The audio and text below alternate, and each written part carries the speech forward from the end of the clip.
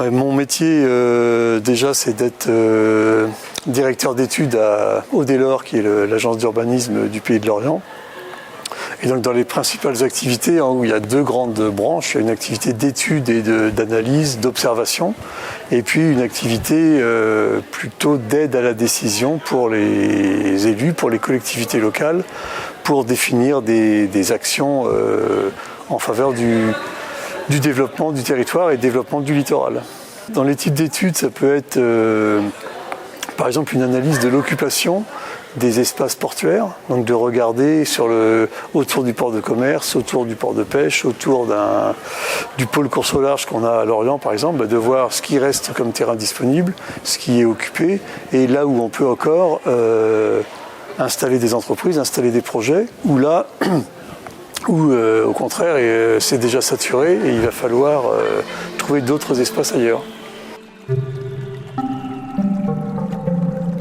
Alors le parcours de formation, moi je ne suis pas urbaniste de formation, j'ai fait une formation d'économie au départ. Après quelques hésitations, je me suis orienté vers l'économie et après, entre gestion et économie, j'ai pris plutôt l'économie et notamment l'économie du développement.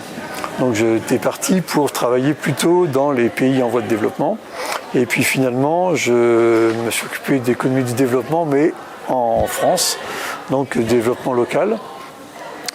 Et donc je suis passé après par des bureaux d'études dans le domaine emploi-formation, et puis après je suis rentré dans les agences d'urbanisme. Et donc j'ai fait l'agence d'urbanisme pendant 10 ans à l'agence d'urbanisme de Rennes, après 6 ans à La Réunion, et là depuis 10 ans à l'agence d'urbanisme de Lorient. Donc les raisons du choix, en fait, c'est d'être à la fois dans le côté action publique, de comprendre l'action publique, de comprendre ce que peuvent faire les collectivités locales ou les hommes politiques, comment on agit sur le territoire, mais de le faire en étant dans la compréhension, l'observation, et du point de vue économique. C'est important de comprendre comment fonctionne un territoire sur le volet économique. Il y a le volet économique, sociologique, environnemental, urbanistique. Justement, le lien entre espace et économie est important sur le littoral par les espaces portuaires notamment, par aussi la forte attractivité du littoral. Donc comment on garde une économie importante sur un espace qui pourrait être, si on faisait rien, grignoté par le côté touristique et résidentiel. La satisfaction du chargé d'études de base, c'est d'attaquer un sujet, on ne sait pas ce qu'on va trouver, et de trouver quelque chose. Donc il y a un petit côté sans être chercheur, parce qu'on n'a pas la rigueur et des universitaires et des chercheurs, mais c'est de se dire, voilà, on nous pose une question, il y a un problème qui se pose aux décideurs, de rentrer dans ce sujet, d'étudier, de regarder et de dire le problème, c'est pas tout à fait ça, c'est plutôt celui-là.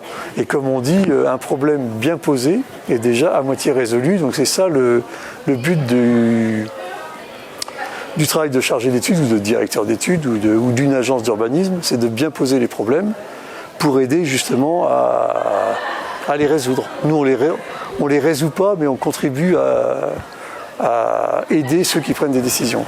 Pour la première qualité, c'est d'être très rigoureux et de jamais se dire qu'on sait à l'avance, mais d'arriver en disant on sait pas et on va voir ce qui se passe. Donc d'être curieux, d'être rigoureux, et d'être quand même à l'écoute, parce que c'est le pire, c'est si on a des certitudes avant de commencer une étude et que ça va biaiser les résultats qu'on va trouver. Donc c'est de partir vraiment sans a priori et d'essayer de vérifier et d'être fiable dans ce qu'on dit. Avoir un peu d'humilité, ça fait pas de mal, parce qu'il faut faire des propositions, mais il ne faut pas croire qu'on maîtrise les choses, notamment sur les questions d'aménagement. C'est des choses assez compliquées, assez complexes, où il y a plein d'interactions entre les acteurs, entre ce qui peut se passer sur un port, sur le littoral, toutes les différentes logiques, et donc d'essayer de comprendre ça en écoutant, par l'écoute et par l'analyse, quoi. Dans le métier, ce qui a beaucoup changé techniquement, comme partout, c'est le numérique. C'est notamment toutes les cartographies qu'on faisait avant avec un petit feutre sur du calque. Ça, bien sûr, c'est fini. Et il y a une force des systèmes d'information géographique qui permet d'analyser les espaces de manière beaucoup plus riche et beaucoup plus rapide qu'auparavant. Donc ça va ne faire que simplifier l'accès aux données. Mais l'accès aux données tout seul, ça ne suffit pas, parce qu'il faut faut-il les interpréter. Donc dans les changements, il y aura du numérique de plus en plus. Et l'environnement, bien sûr, est de plus en plus prise en compte. La prise de conscience du changement climatique a fait de gros progrès, même depuis 5 ans, depuis 10 ans.